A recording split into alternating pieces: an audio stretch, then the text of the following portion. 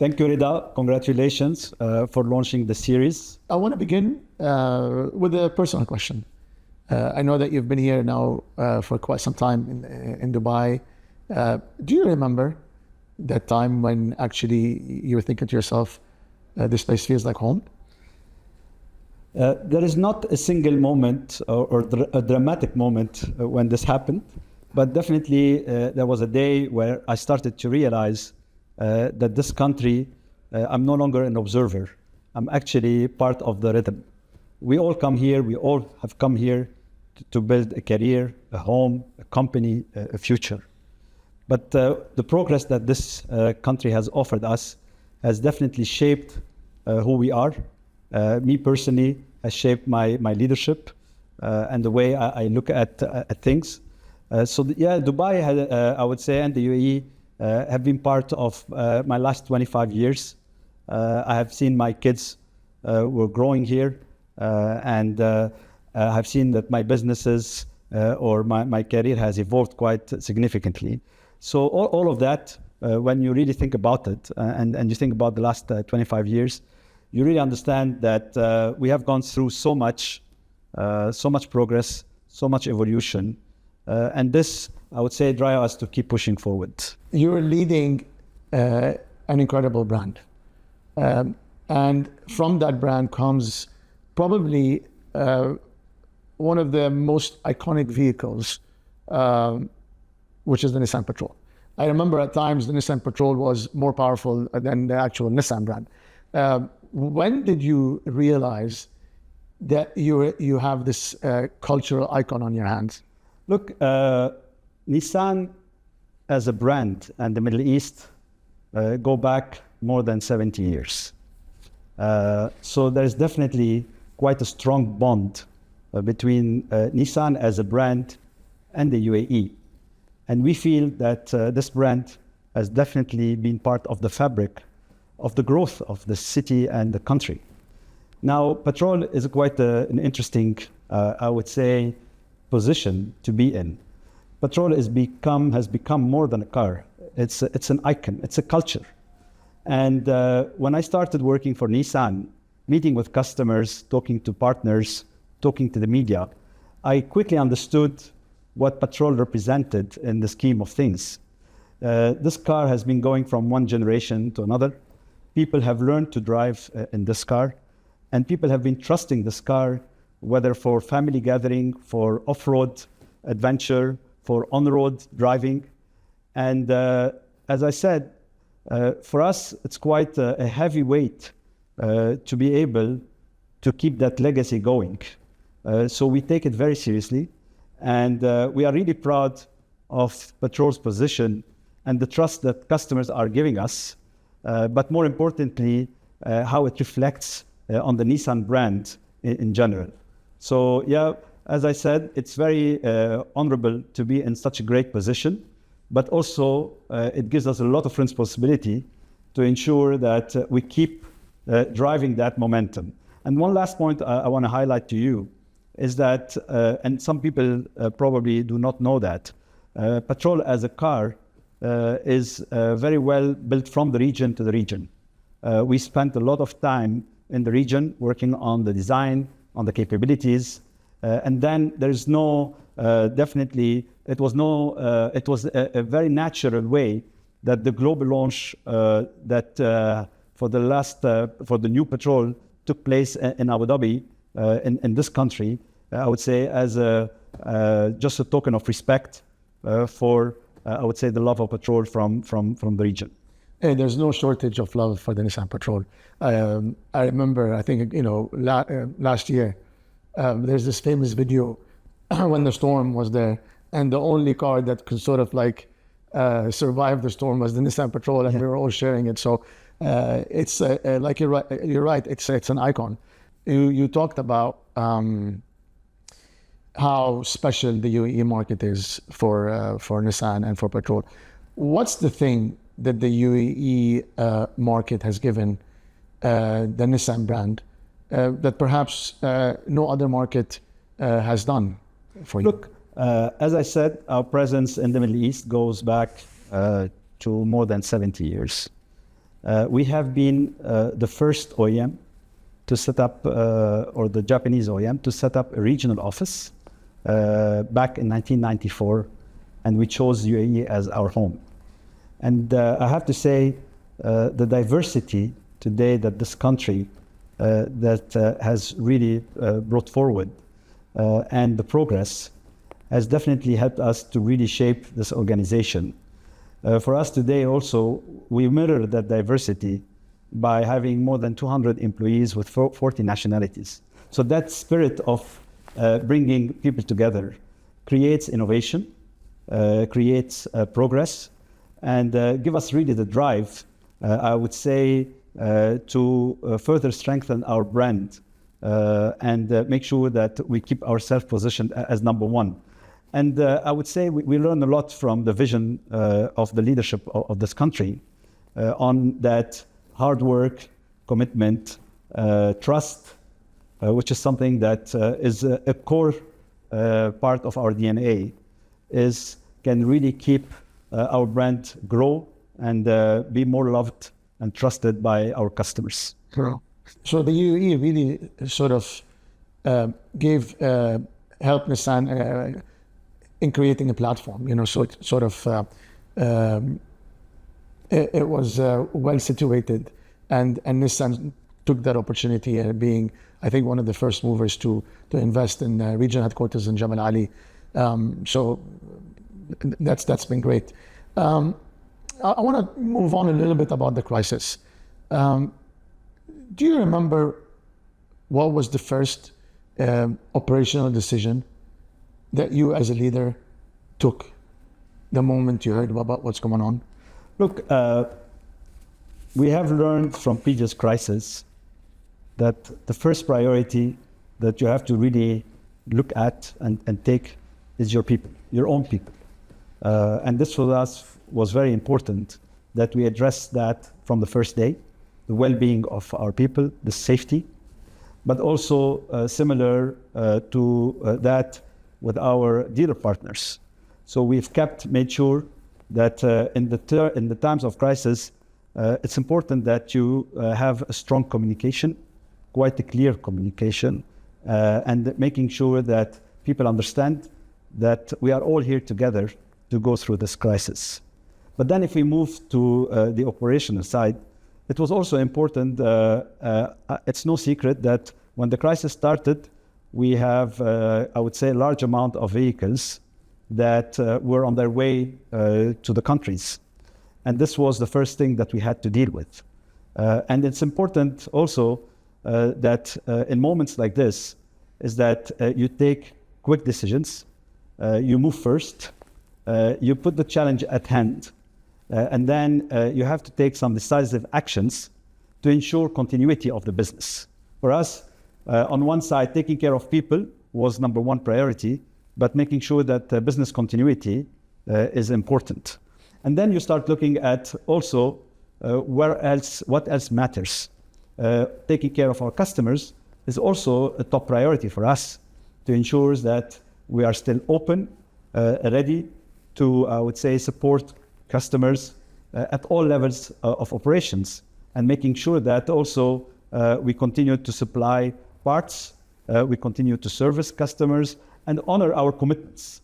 So it was really important that I would say is that to be quick, to be clear, to be decisive, but also to well communicate this and keep everyone informed. It's not about making a big noise. It's about taking these actions and execute them to ensure that business continuity and safety of our employees and also our partners. It's very interesting. So, there was no panic. It was more like, let's get on with it. Let's communicate and put our people first and our dealers. Very, very inspiring. We've seen in previous crises, global headquarters, especially when they look at the region, they tend to look at it from a different point of view than the people on the ground. And we're seeing that also when it comes to, even things like tourists. when something happens bad in the region, it's immediately they stop coming. Global headquarters also look at things a little bit differently. How did you really navigate the gap? Was there a gap between you and Japan, and how did you go about navigating that? Look, I have to say that the support that we have received from our region at MEO and Global was something that really we can be very humbled and proud of.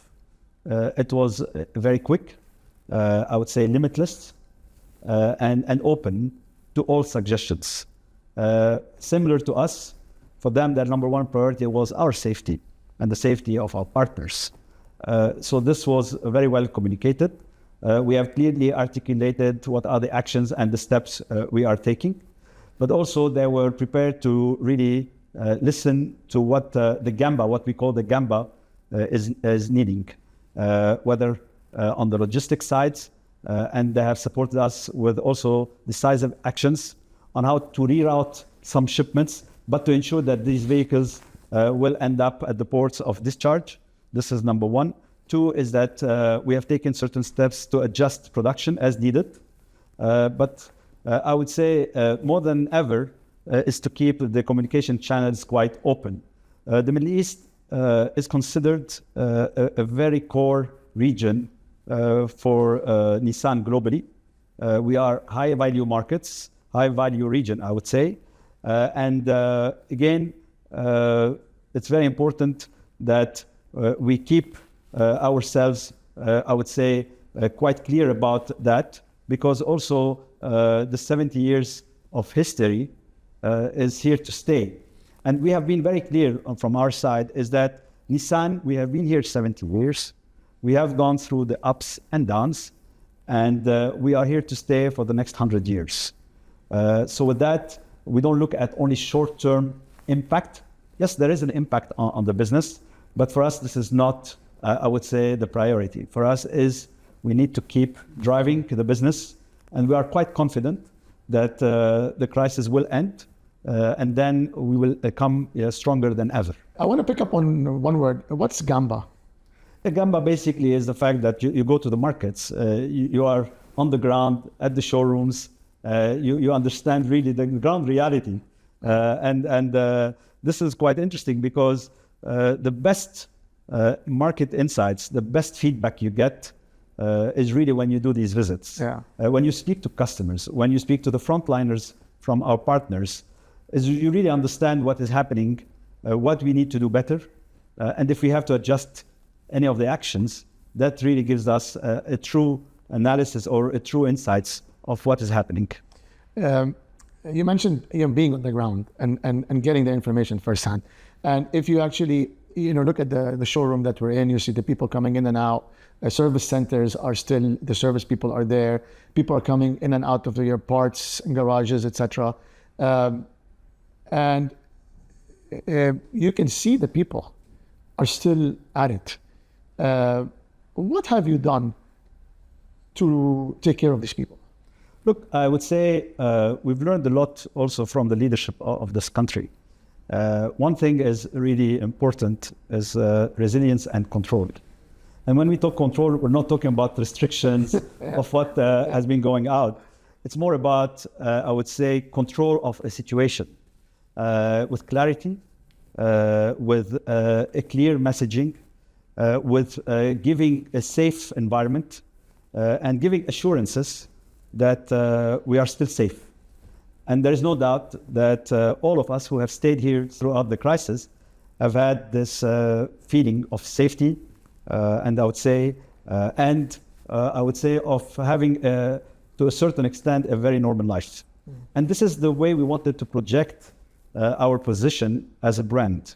It was very important for us to ensure that all of our operations, working hand in hand with our great partners, who also play a very important role in representing the brand, but taking care of our customers. So we have worked hand in hand with them to ensure that the flow of the operations continue to go well, whether on the sales side or on the service side.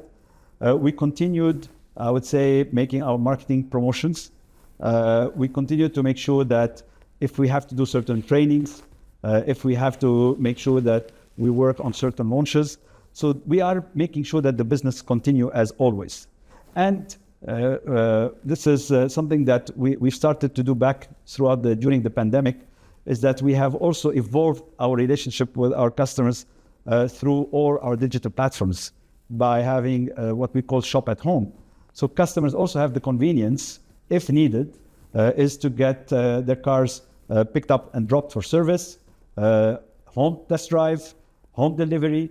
So these services have continued to also, I would say, to deliver what the customers are needing. So in a nutshell, I would say is that we made sure that the business is going as usual, taking certain adjustments, but also making sure that, again, we don't look only at the short term, we look at the midterm and the long term.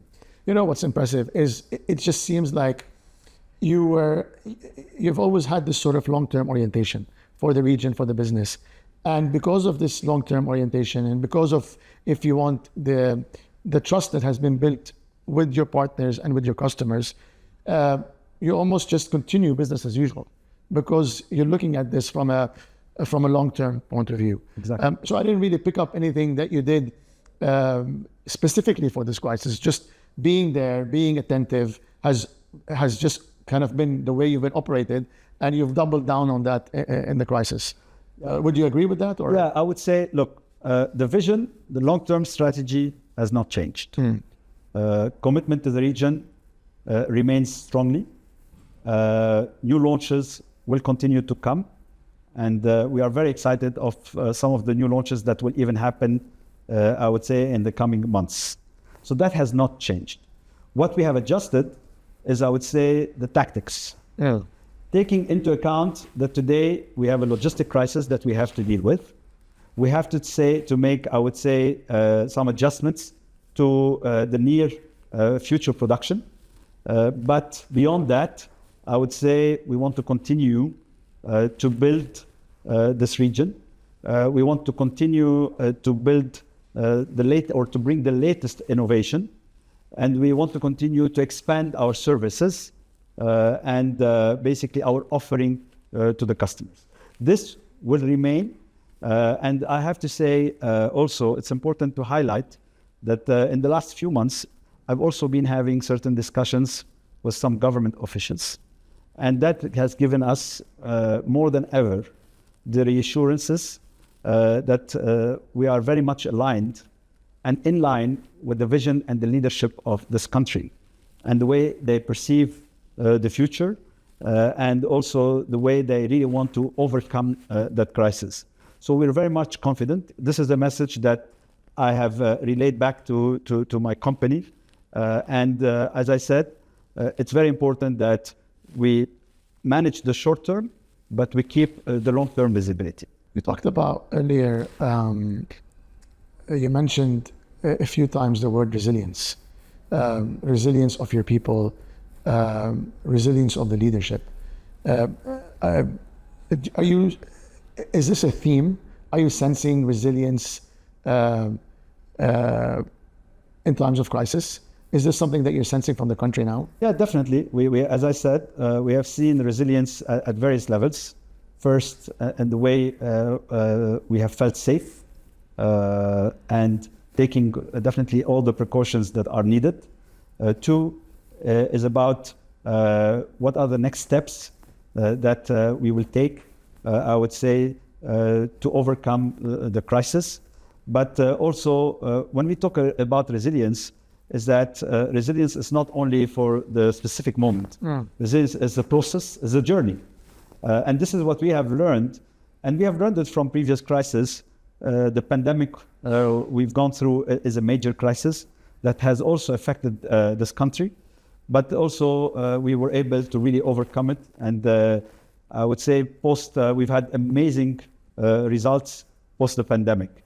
And we are quite confident that if we continue to stay committed, if we continue to stay very much focused on what has to be delivered, I'm sure that I'm very much confident and optimistic about, I would say, the future. Over the years, what has you learned about your brand vis-a-vis its relationship with the community that I would say no other, that you don't really pick up on market research? What have you uncovered about your brand in its DNA? Is there something that you've uncovered over the years? Many things, but I would say authenticity is a key attribute that we have learned, that customers today expect a brand to be authentic, expect a brand to be transparent, to build trust, and to be open about what we are offering. And I would say definitely this is where our partners have played a major role. You take today Rustomani or Al Masoud in the UAE have been a major contributor to the success of the Nissan brand by making sure that they inject that DNA of trust. I would say that DNA of talking about long term. You can see it throughout all the investments that we have made in this country, whether on the, I would say, showrooms, after sales business, by providing services that are needed, by providing all the different, I would say, elements from warranty, roadside assistance, by continuously bringing new products and the new technologies. All of that also by protecting the brand. Today, what you see also from, and I'm not going to go too technical, but when you look at used cars, the resale value of the brand, all of that, you put it together, this is what really customers look for. And this is something that is the true DNA of Nissan. So for us, it's important that we continue to build on that. I'm sensing a lot of talked about resilience, and you're talking about the brand DNA. I think also there's a lot of resilience in the Nissan brand, and you can clearly see that. Look, we've all had moments of doubt in this crisis. Was there a moment for you that you felt unsure, or did you doubt? And as a leader, how did you address that, or how did you overcome that? There is no doubt that when the crisis started, we all had a moment of hesitation because this is something that we are having to deal with, which is new to this country. But then I have to say that it wasn't a long moment where we shifted the mindset. And for us as leaders, again, we learn from how this country operates. It was quite important for us that we act quickly and decisively. And with that mindset, I guess we've put the hesitation, we've put the doubts on the side, and made sure that, again, people, business sustainability, and then I would say short-term versus long-term. So all of that came together. And I have to say that the crisis is not over. Today we are still dealing with significant logistics challenges. But also we have been thinking out of the box. Today we are seeing Al Masoud Automobiles, for example, our partners in Abu Dhabi, they have jumped immediately to use the new railway from Fujairah to Abu Dhabi. So this was the first. But this again shows the strong bond that exists between the brand Nissan and the UAE and the UAE government. And we take really pride with that, and we try to always build on it for the good of the community and the customers. Talked about the UAE government. I want to talk a little bit about that.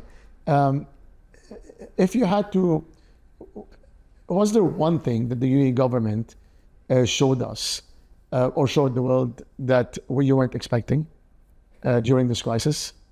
Yeah, I think unity is very important. And this is where I would say, in my personal view, this country and this leadership always excel, is to show unity, to show clarity, to show strong leadership, and then to show clear actions.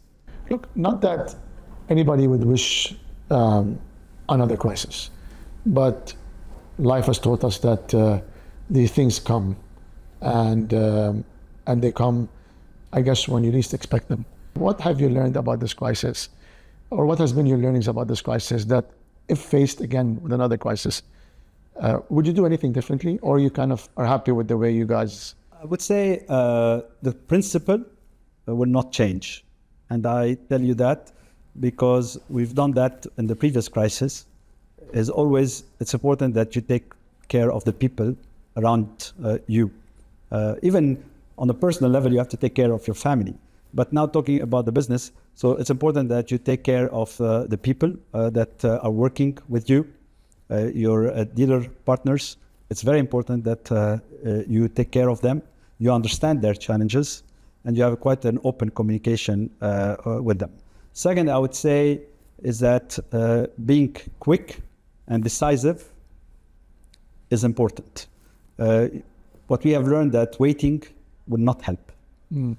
Waiting to see if things are going to change and then accordingly address the situation. This is not something that we want to do. But definitely then execution is also important. And then always making sure that you separate the two agendas of the immediate and the long term. So for us, I would say the principle remains the same. What changes from crisis to another are definitely the actions and the tactics, depending on what is the crisis. But I would say this is as a general rule. And this has always, time after time, have made the brand as Nissan and INFINITI brands stronger in this part of the world for us. Is there something that you guys, as Nissan, are committing to this region, to your customers, as we go forward? Is there something that you'd like to tell your customers or your consumers? Look, Nissan, a few years back, have been going through a turnaround plan, what we call the Re-Nissan. A few months back, the company has announced the vision, the new vision for the next few years. And part of that vision, it was clearly articulated that the Middle East region is a high-value region.